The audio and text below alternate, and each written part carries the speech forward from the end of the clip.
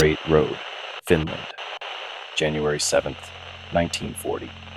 In minus 35-degree darkness, Alexei Volkov listened to his own voice on the radio describing his wife's birthmarks, details he had never told another living soul.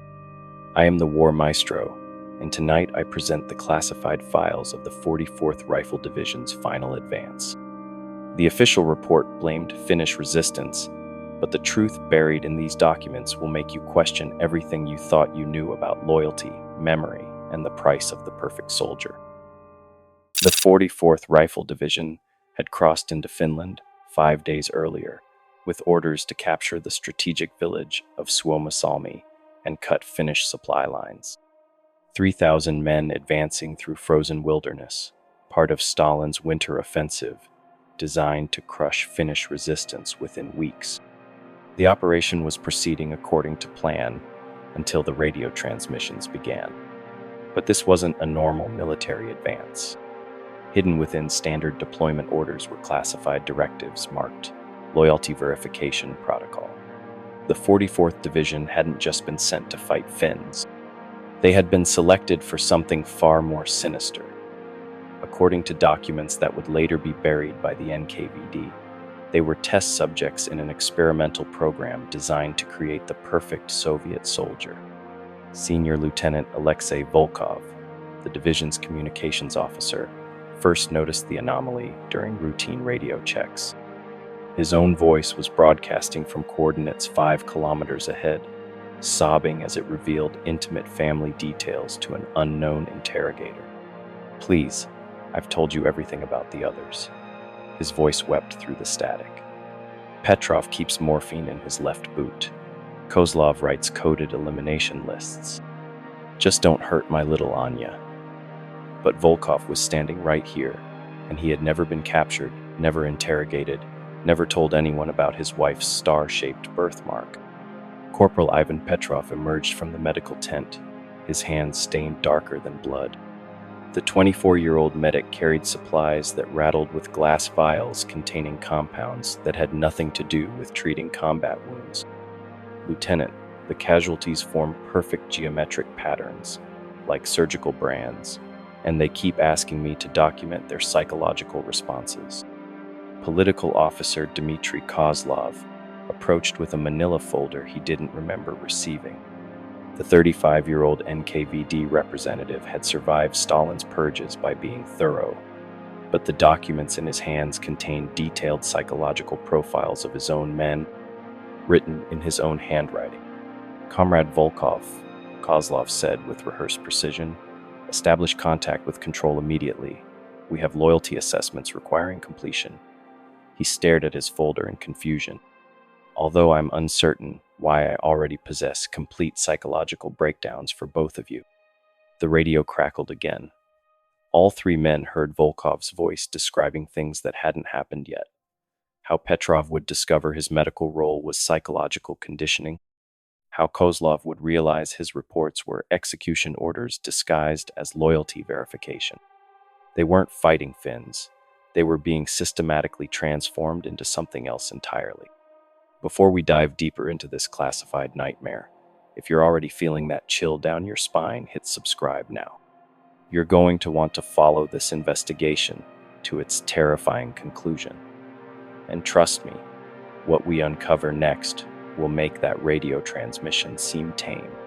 3 hours later, Petrov discovered his medical instruments had been used for procedures he couldn't remember performing. His hands shook as he examined the blood-stained scalpel, still warm despite the sub-zero temperature. The medical tent reeked of concentrated fear.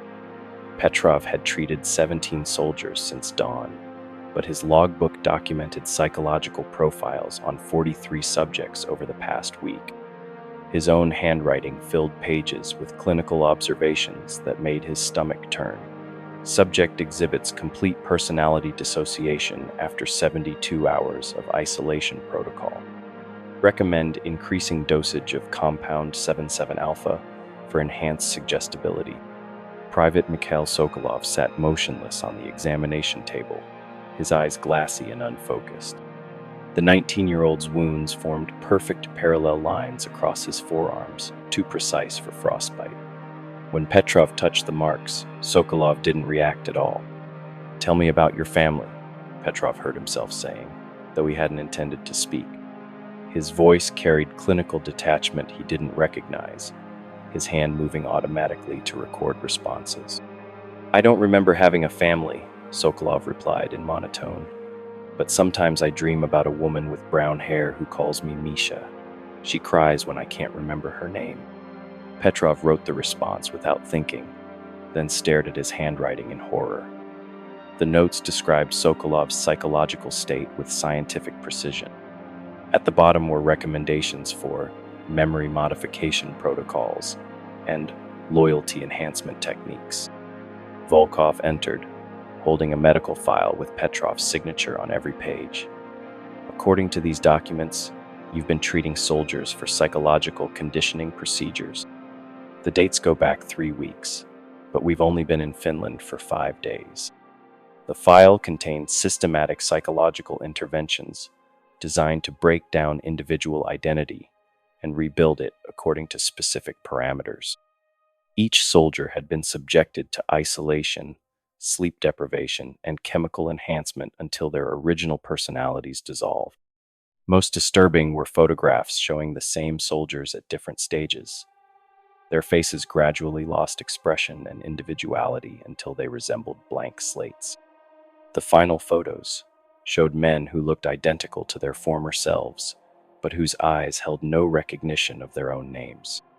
Petrov's medical bag contained vials labeled in his own handwriting: memory suppression formula, personality dissolution agent, loyalty enhancement serum.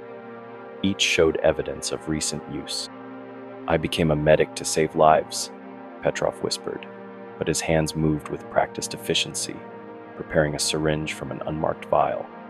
His body knew procedures his mind couldn't remember learning. When he looked into Sokolov's eyes, he saw no recognition, no personality, no trace of the young man who once wrote letters to his sweetheart. Sokolov had become something that wore a human face, but contained nothing human inside. The most terrifying realization wasn't that Petrov had conducted these experiments. It was that he was apparently very good at them. Kozlov sat in his command tent, staring at documents proving he had systematically betrayed every man under his watch. The folder contained dozens of reports in his own handwriting, each one a detailed psychological assassination of a fellow soldier. Private Antonov showed counter-revolutionary thinking when mentioning his mother's cooking. Sergeant Volkov demonstrated disloyalty by expressing concern for wounded comrades. Each observation was followed by recommendations for corrective psychological intervention. But Kozlov couldn't remember writing these reports. He couldn't remember the man he apparently used to be. Volkov and Petrov entered, their faces gaunt with exhaustion and terror. "The radio transmissions aren't random," Volkov said. "I've been receiving communications from units reported destroyed 3 days ago.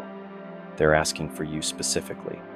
Kozlov's radio log documented conversations with dead men about living soldiers' psychological states. He had apparently rated each subject's breakdown progress on a scale from 1 to 10. "According to this," Kozlov said hollowly, "I've been reporting this unit's psychological deterioration to someone called Control, but I don't remember making these reports." Petrov pulled out thick files containing psychological profiles of everyone in the division. Each man's file included customized programs designed to exploit specific fears and loyalties. Techniques ranged from isolation and sleep deprivation to staged betrayals and false memories. Kozlov's own file was marked Subject 0, Control Conditioning. According to documentation, he had been the first test subject. His party loyalty gradually replaced by loyalty to the Perfect Soldier program. His personality had been systematically rebuilt until he became the ideal overseer for psychological conditioning operations. "This says," I volunteered, Kozlov whispered, reading his evaluation. "It says, I requested assignment to units scheduled for loyalty verification. He looked up with terrified eyes, but I don't remember believing that. The radio crackled. A calm voice filled the tent. Control to Subject 0. Provide daily psychological assessment of primary targets Volkov and Petrov. Note any signs of resistance to conditioning protocols. Kozlov's hand moved automatically toward the microphone, but Volkov grabbed his wrist. Don't. Whatever they made you into, you can still choose. But Kozlov felt something else taking control. Something programmed so deeply, it felt like his own thoughts. This is Subject 0, he heard himself saying. Volkov shows memory fragmentation consistent with conditioning phase 3. Petrov demonstrates acceptable compliance. Recommend advancing both subjects to final loyalty verification. The words weren't his, but they felt increasingly real. Part of him actually believed in the mission. The most terrifying part wasn't that he'd been programmed to betray his comrades. It was that the programming felt like coming home. The three men stood surrounded by evidence of their own complicity in horrors they couldn't remember committing. Outside, the wind howled, but inside, silence was deafening as each grappled with the realization they were no longer who they thought they were. We need to find out how many others know, Volkov whispered. How many of our soldiers are? He couldn't finish. The word programmed hung like a death sentence. Petrov methodically sorted legitimate medical equipment from psychological conditioning tools. According to these logs, I've been administering compounds to the entire unit for weeks. Gradual dosages designed to increase suggestibility and reduce resistance to authority. His journal contained detailed charts tracking each soldier's response to chemical combinations, heart rate changes, behavioral modifications, memory suppression effectiveness. He had documented the systematic dismantling of human consciousness with scientific precision. Kozlov hunched over his radio equipment.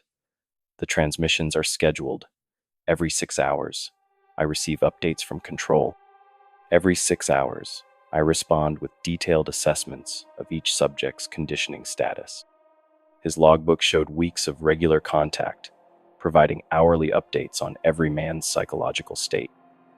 The most recent entries looked like his handwriting, but felt alien. 3 days ago, I reported that Private Volkov was ready for advanced loyalty testing, Kozlov continued. The next day, his radio started receiving impossible transmissions. It wasn't malfunction, it was the next phase. Volkov felt his stomach drop. The transmissions were specifically designed to break down my reality, make me question my own memories, my own identity. He saw patterns he'd missed before. Every transmission contained information only I would know, delivered to make me doubt my own experiences. Petrov discovered something worse. Every soldier I've treated has been given different psychological conditioning drugs. We're not just test subjects, we're a control group. They're testing different approaches to see which creates the most effective breakdown. A new voice crackled through the radio. Captain Sergei Volkov, Alexei's brother, supposedly commanding a unit 50 kilometers away. Alexei, they've taken the entire regiment. Every unit, every man, it's all of us. Sergei, your unit was reported destroyed yesterday. Because yesterday I was Captain Sergei Volkov. Today, according to my own handwriting, I'm Subject 47. The man I used to be is just a memory they're allowing me to keep until they decide to erase him completely. The transmission cut to static. The Perfect Soldier program wasn't limited to the 44th Division. It was operating across multiple units, possibly the entire Finnish front. Thousands of Soviet soldiers weren't fighting Finns. They were being systematically reprogrammed. Kozlov checked his watch. My next transmission to control is in 10 minutes. According to my logs, tonight is when I recommend all three of us for final processing.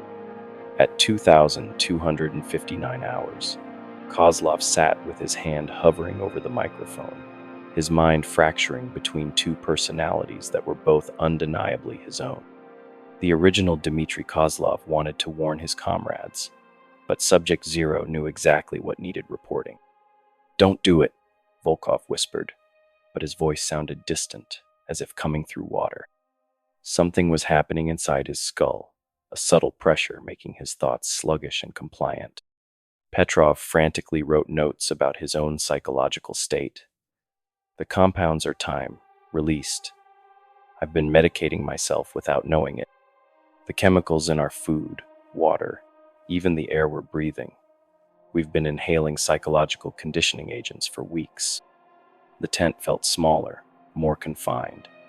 They realized simultaneously that every breath pulled them deeper into conditioning protocol. Their bodies were betraying them, metabolizing chemicals designed to strip away resistance and replace their personalities. At exactly 2,300 hours, Kozlov's hand moved without permission. "This is Subject Zero reporting," he said in clinical detachment. "Primary subjects Volkov and Petrov have reached optimal conditioning levels. Request immediate authorization for final personality integration." Volkov tried to stop him, but his muscles wouldn't respond. The chemicals had reached critical threshold, making physical resistance nearly impossible. He could only watch as Kozlov described their psychological breakdown with scientific precision. Subject Volkov demonstrates successful memory fragmentation and reality distortion. Subject Petrov shows excellent compliance despite surface resistance. Both subjects are ready for final processing. Control's response was immediate and chilling. "Excellent work, Subject Zero. Final processing is authorized. Eliminate original personalities and activate replacement programming. You have 48 hours." Final processing meant complete erasure of who they had been, replaced by personalities designed to serve without question or conscience. They would keep their faces, bodies, basic skills, but everything human would be surgically removed and replaced with programmed responses. Petrov opened his medical bag with shaking hands, pulling out 3 syringes filled with clear liquid. "According to my notes, these contain final conditioning compounds. I'm supposed to administer them tonight. 1 injection, and we become exactly what they want." The syringes felt heavy, weighted with knowledge that using them would complete their transformation into perfect soldiers. No more doubts, questions, or memory of the men they used to be. Just efficient, obedient tools. Volkov could feel resistance crumbling as chemicals reached peak effectiveness. Part of him actually wanted the injection. The constant fear, crushing weight of discovery, horror of knowing they'd lost themselves, it would all disappear. "Maybe being a perfect soldier is better than being a broken man who remembers being human," Volkov said dreamily. But Petrov held on to one crucial thought. "If we do this, every other soldier follows. The entire Red Army becomes their laboratory." Petrov's hand trembled as he raised the syringe toward his arm. The clear liquid seemed to pulse with malevolent life, promising an end to consciousness and the beginning of perfect obedience. Around him, Volkov and Kozlov watched with glassy eyes, reflecting terrible hunger for the peace that erasure would bring. "No more questions, no more guilt, no more memory of what we've become," Volkov whispered, reaching for his own syringe with mechanical precision. But as Petrov's needle touched skin, a memory surfaced through the chemical fog. His sister Elena, crying at their kitchen table when their father didn't return from the purges. She had made him promise to remember their family, no matter what the state demanded. "Wait," Petrov gasped, pulling away. "They made one mistake. The chemicals suppress resistance, but they can't erase love. Not completely." He looked at the others, seeing confusion flickering. "Think about why you became soldiers. Think about who you're fighting for." Volkov blinked slowly. "Katya, my wife Katya. She has a birthmark shaped like a small star. She used to trace it when nervous." The memory anchored him, something real to hold onto in the sea of artificial thoughts. Kozlov fought against programming, screaming at him to complete final processing.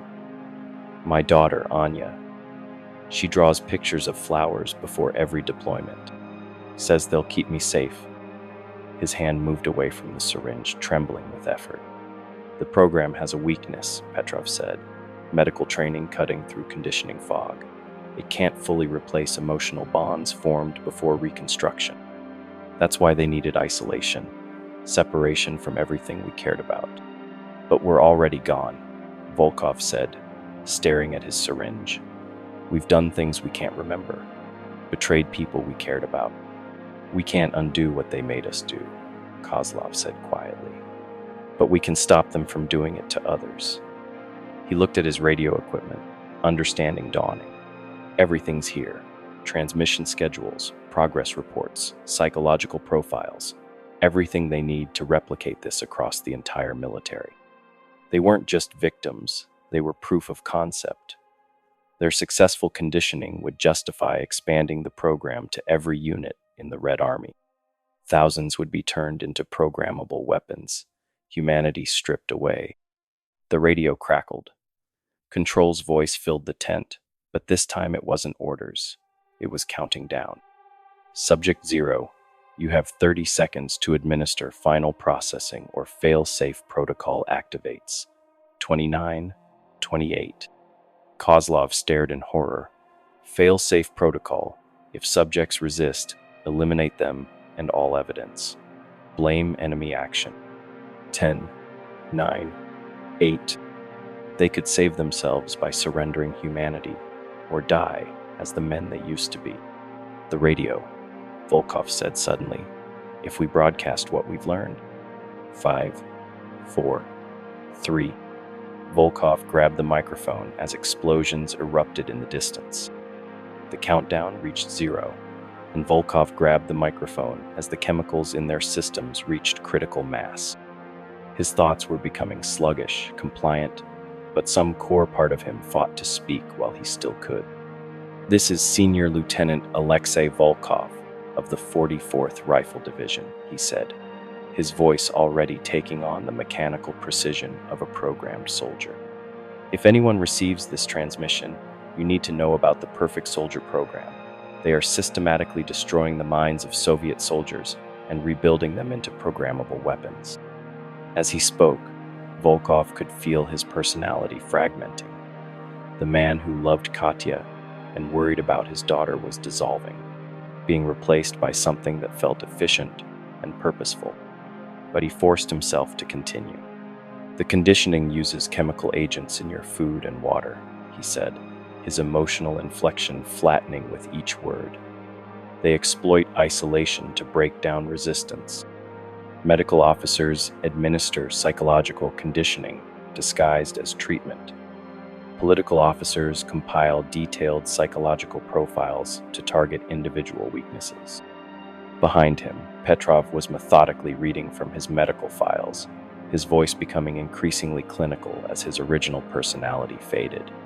Subject conditioning progresses through predictable stages. Initial resistance gives way to compliance as chemical saturation reaches optimal levels. Memory fragmentation allows for personality reconstruction. The man who had once wanted to save lives was gone. In his place sat something that viewed human consciousness as a problem to be solved through scientific methodology. Kozlov took the microphone, his transformation the most complete. This is former political officer Dmitry Kozlov. I have become Subject 0 of the Loyalty Verification Protocol. The program is expanding beyond the Finnish front. Implementation across all military units is planned within 6 months. His voice carried no trace of the man who had once drawn pictures with his daughter, only the cold efficiency of someone whose loyalty had been surgically redirected from family to state. Warning other units, Volkov said, but his voice now carried the same programmed cadence. The Perfect Soldier program exploits human emotional bonds as vulnerabilities to be eliminated. Resistance becomes increasingly difficult as chemical conditioning reaches completion. Control's voice crackled through the radio, but instead of anger, there was satisfaction. Excellent work, subjects.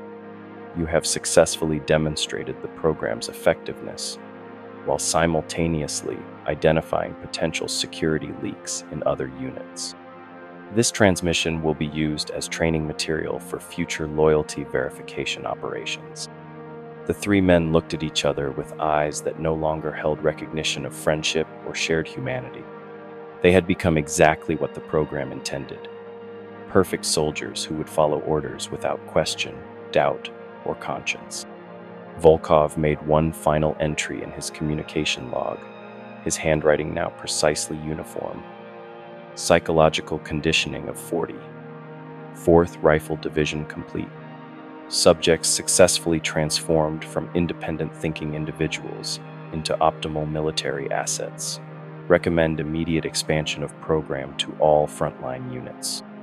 He signed the report and felt nothing but satisfaction at a job well done.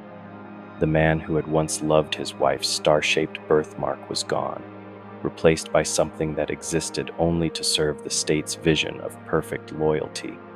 The Perfect Soldier program had succeeded completely, and its greatest success was that its victims had participated willingly in their own psychological destruction, even broadcasting the methodology to help improve future operations. If this classified report from the War Maestro archive left you questioning your own memories, take a moment to examine your thoughts carefully. Check if you remember subscribing to this channel, and if you can't recall doing it, maybe you should. Hit that notification bell. You'll want to know when the next psychological operation file is declassified. Share this story with those who understand that the most terrifying weapons aren't made of steel, but of broken minds rebuilt to serve. Remember, the Perfect Soldier program was officially discontinued in 1940. Or was it? Some conditioning protocols never truly end. They just find new subjects.